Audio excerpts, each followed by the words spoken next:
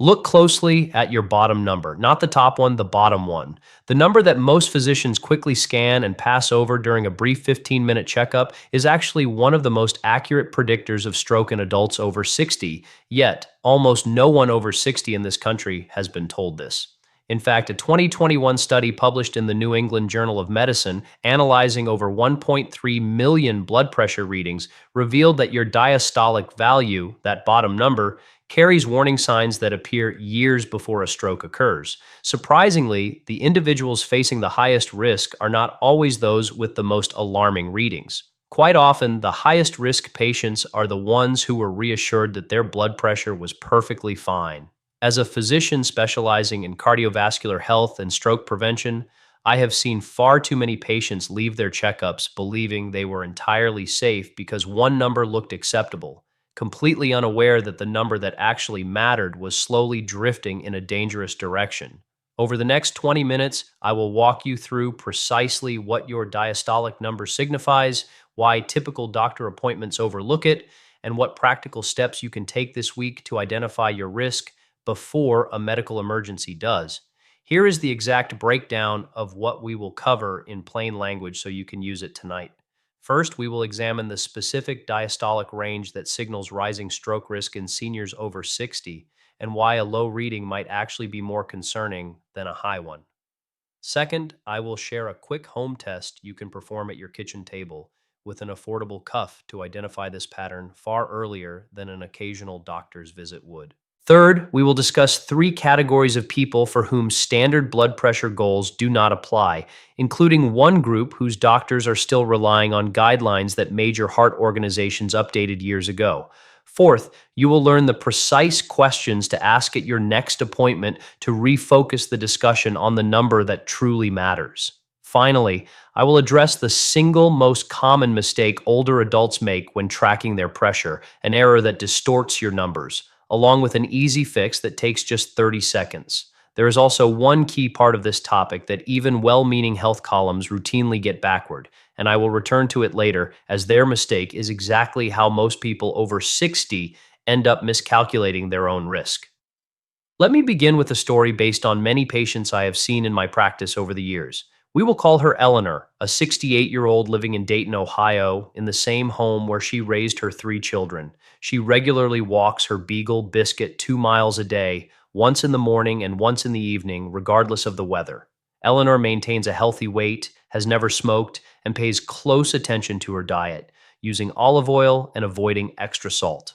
For a long time, her top number, the systolic pressure, which measures the force when the heart squeezes, ran slightly high at around 140. Her doctor prescribed a common medication, an ACE inhibitor called lisinopril, to manage it. Over the next couple of years, that top reading dropped beautifully into the 120s range. Her clinical team was satisfied, and her medical charts looked clean. During her checkups, the assistant would apply the cuff, the monitor would beep, and everyone in the room relaxed, seeing the systolic number stay right where it was supposed to be. However, no one was paying attention to her bottom reading. As Eleanor's top number decreased, her diastolic pressure, the reading during the heart's rest phase between beats, dropped right along with it. It fell from the high 70s down through the low 70s, eventually hitting 58. For an individual over 60, a diastolic reading that low is generally not a healthy sign. Instead, it can indicate that the main arteries have stiffened over time, preventing the heart's vessels from receiving adequate blood flow while the heart rests. To put it simply, the arteries supplying Eleanor's heart muscle rely heavily on the rest phase, or diastole, to fill with blood. When the driving force during that resting phase collapses to 58, the critical cushion required for her brain and heart to receive the blood they need becomes dangerously thin. Ultimately, her brain suffered. The low reading that seemed so positive on her charts meant that the delicate arteries buried deep within her brain, those providing blood to the regions controlling her speech and movement in her right hand, were operating with a severely diminished supply. One morning in March, while bending down to reach her dog's bowl, Eleanor suddenly felt the entire room spin. She couldn't grip with her right hand, and the words she tried to express became slurred and jumbled. She later recalled knowing the exact thoughts she wanted to say, but being completely unable to articulate them. Fortunately, her visiting daughter recognized the warning signs from a public service announcement detailing facial drooping, arm weakness, and slurred speech, prompting her to call emergency services immediately. That quick response is the sole reason Eleanor is back to walking her dog today. When dealing with a stroke, we say that time is brain, since about 1.9 million brain cells are lost for every minute that oxygen is blocked. Because of this, the critical moments between the onset of symptoms and arriving at the hospital determine a patient's ultimate outcome. But what really stays with me is that just 3 weeks prior, Eleanor had her regular physical. Her top number was an excellent 122, and her doctor documented her pressure as being well controlled. Yet her diastolic reading of 56 was sitting right next to it on the very same chart printout. No one ever brought it up. I share her experience not because it is rare, but because she represents the exact demographic threatened by this silent trend, along with the everyday decisions that allow it to go unnoticed. Relying exclusively on a good systolic reading while ignoring the diastolic is a gamble millions of seniors are taking right now. With nearly 75 million Americans suffering from high blood pressure, a substantial portion of those over 60 live in this exact blind spot, completely reassured by a normal top reading, while the lower number details a threat no one is discussing. To make this easy to explain to your family, let's break down the basic biology. A standard blood pressure measurement has two figures. The systolic or top number measures the pressure when your heart actively beats and pumps out blood. The diastolic or bottom number measures the residual pressure as the heart rests and recharges. Historically, physicians primarily focused on preventing elevations in both metrics, which made complete sense. Decades of research, like the long-running Framingham Heart Study that began in 1948, conditioned healthcare professionals to prioritize the diastolic number in middle-aged patients. For someone in their mid-40s, that is absolutely correct. As we grow older, however, things change. Major vessels like the aorta naturally become less flexible and begin to harden. Elastic fibers degrade and get replaced by stiff collagen, while calcium gradually builds up along the artery walls. While a youthful artery acts like a highly elastic rubber band, an aging artery functions more like a stiff, sun-baked garden hose, losing the flexibility needed to buffer each pulse. This hardening of major vessels triggers two simultaneous effects. First, the top number climbs because the rigid walls can no longer cushion the blood flow, forcing the pulse directly against stiff plumbing. Second, the bottom number declines because the non-compliant vessels cannot sustain pressure during the heart's resting cycle. A youthful, springy aorta behaves much like an auxiliary pump, expanding with each beat and then contracting to maintain adequate pressure as the heart pauses. As stiffening occurs, that crucial bounce back is lost, allowing resting pressure to plummet. Consequently, the difference between these two numbers increases, a variance heart specialists call pulse pressure. A highly elevated pulse pressure in older adults, such as a 150/60 reading, stands as a premier warning indicator for vascular health, yet it is regularly ignored. A gap of 90 isn't merely an odd reading. It is a clear message about arterial aging and rigidity. This underlying stiffness, and not simply high overall numbers, is what accelerates systemic damage. This brings us to a crucial yet under-recognized aspect of stroke risk highlighted by American Heart. Association reviews. Your cardiac tissue is nourished exclusively during diastole, the exact rest interval governed by that bottom number. Because squeezing collapses its own blood vessels, the heart, unlike other tissues, cannot sustain itself while beating and must wait for that brief pause. If diastolic levels plummet too low in seniors, neither the coronary vessels nor the delicate pathways to the brain receive enough circulation. Doctors refer to this risk pattern as the J curve, illustrating that while lowering pressure initially reduces risk, pushing it past a certain point actually increases risk again as readings fall too low. Consequently, an overly high bottom number signals arterial strain, while an excessively low diastolic value in seniors with rigid blood vessels suggests that critical organs are starving for blood when they need it most. This means risk lies at both extremes of that lower figure, with many studies pointing to a dangerous threshold below 60. Supporting this, a 2017 review published in the Journal of the American College of Cardiology cautioned against driving diastolic readings too low in elderly patients, showing that levels below 60 correlated with higher cardiovascular events, even when systolic numbers seemed perfect. This explains why those facing the highest risk are so often told they have nothing to worry about. Eleanor's systolic numbers seemed completely textbook, yet her diastolic value had quietly declined to a point where her brain became starved of oxygen. Her body demonstrated the cycle of vascular aging, hardened pipes, high peak pressure, collapsing low pressure, starved rest beats, and an unprotected brain. Her case is unfortunately a common reality, not an anomaly. The irony is that the exact therapy utilized to lower her systolic pressure actively contributed to dragging her diastolic number into dangerous territory. This wasn't medical negligence, it was simply a strict adherence to standard practices, which naturally overlook the subtle indicators not explicitly highlighted by current care protocols. Now, let's explore how these exact dynamics can affect individuals with completely different lifestyles and backgrounds, helping you recognize this pattern regardless of who you are. Consider Marcus, a robust 71-year-old retired truck driver from Houston who pridefully handles tasks independently and rarely sees a doctor. His systolic reading routinely hovered around 160 for years, a fact he brushed off by pointing out how great he felt. But after decades of sitting behind the wheel, processed road meals, and spotty rest, his blood vessels suffered the consequences, leaving him with a diastolic number of 54. A high top combined with a low bottom, generating a pulse pressure above 100, presents a clear warning sign of rigid arteries. For a man his age, such a large gap is a definitive signal that his aorta has lost its flexibility. Fortunately, Marcus avoided a massive stroke, experiencing instead a transient ischemic attack, or TIA, a brief interruption of cranial blood supply that resolved within 20 minutes. Though his left arm went temporarily numb, causing him to drop his mug, he dismissed it as a passing spasm. While widely labeled as mini strokes, these events should never be downplayed. They are active warnings of severe vascular distress.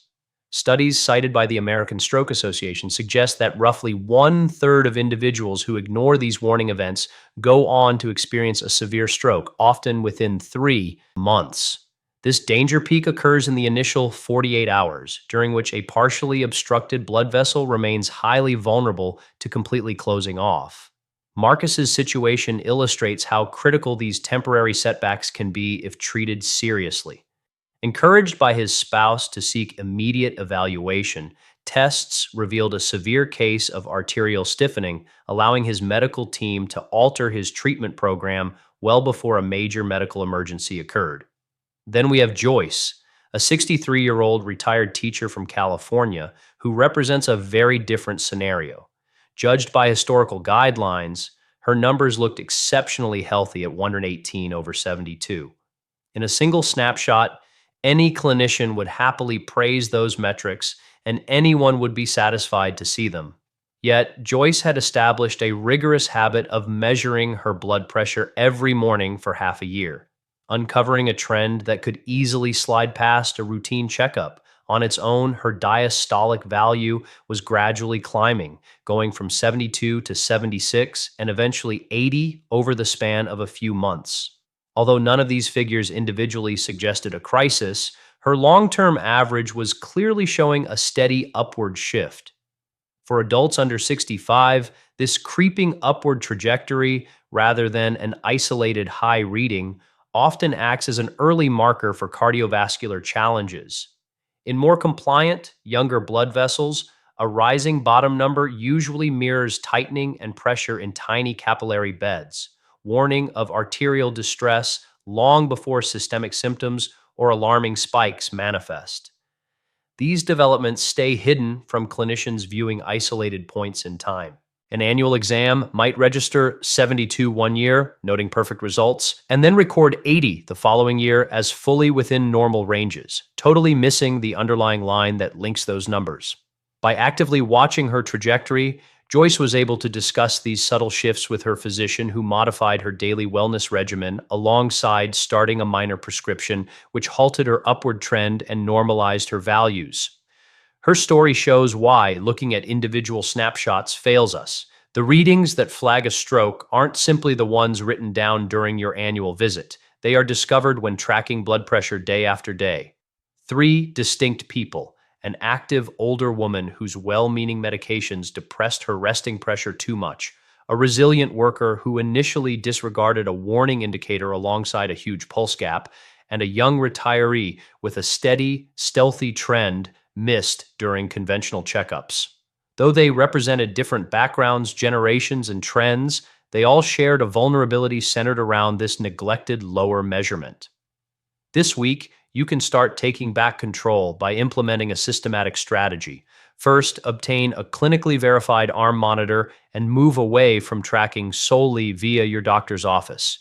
Do not use a wrist model, as smaller distal arteries and varying wrist heights make these devices significantly less dependable for finding small changes. A basic, reliable, automatic arm monitor sells for about $30 to $50 online or in pharmacies. Make sure to look for clinically validated labels or verify your model details on the validatebp.org portal, an independent public database highlighting devices conforming to criteria from key medical associations. It's equally vital to verify proper sizing, since tight wraps elevate your readings while overly loose ones minimize them, altering numbers by as much as 10 points. Establishing this base allows you to see the real patterns that traditional medical office readings routinely overlook. Second, use proper monitoring techniques to ensure your readings remain entirely accurate. Remember that your posture and setup dictate accuracy. Begin by sitting fully quiet for 5 uninterrupted minutes, allowing daily mental noise to fade before inflating the sleeve. Place your feet completely flat on the floor, avoiding crossing them as that physically alters circulation. Make sure your lower back is comfortably resting against your chair to keep tension low, and place your arm flat upon a nearby table, directly aligned with the midpoint of your chest. Avoid speaking while inflating, since conversation adds up to 10 extra points, and steer clear of caffeine, workouts, or nicotine immediately before your measurement. It's also smart to go to the bathroom beforehand, as an unemptied bladder raises overall stress levels. Plan on recording 2 closely spaced readings spaced 1 minute apart daily prior to any medicine or breakfast, charting those findings over a couple of weeks. Letting your limb hang too low falsely inflates metrics because it forces your monitor to work against gravity and calculate blood pooling. This basic position slip leads to extensive overtreating and unhelpful confusion across clinic patients daily. Adjusting this only takes a moment. Prop up your elbow until it mirrors the height of your chest, establishing clean numbers instantly. Third, figure out your personal pulse pressure difference. Using the regular measurements taken over the previous 2 weeks, subtract the lower number from the higher number. A result regularly over 60 deserves careful dialogue during regular clinical checks, and anything topping 70 indicates you should arrange to consult with a provider much sooner. Thus, an apparent mild measurement like 150 over 70 still signals a gap of 80. This difference should form a core point of your visit, even if both metrics seem mild by themselves. In addition, monitor whether that lower metric falls beneath 60 or edges up, echoing Joyce's chart. By reviewing these specific signs, you identify patterns that researchers connect closely to disease trends. These simple comparisons capture the vessel stiffness or gradual arterial changes hidden beneath single digits. Fourth, transition from feeling anxious to collecting objective data for your primary provider. Approach your doctor equipped with targeted questions. First, for someone my age, what specific diastolic range are we optimizing for under the latest medical research?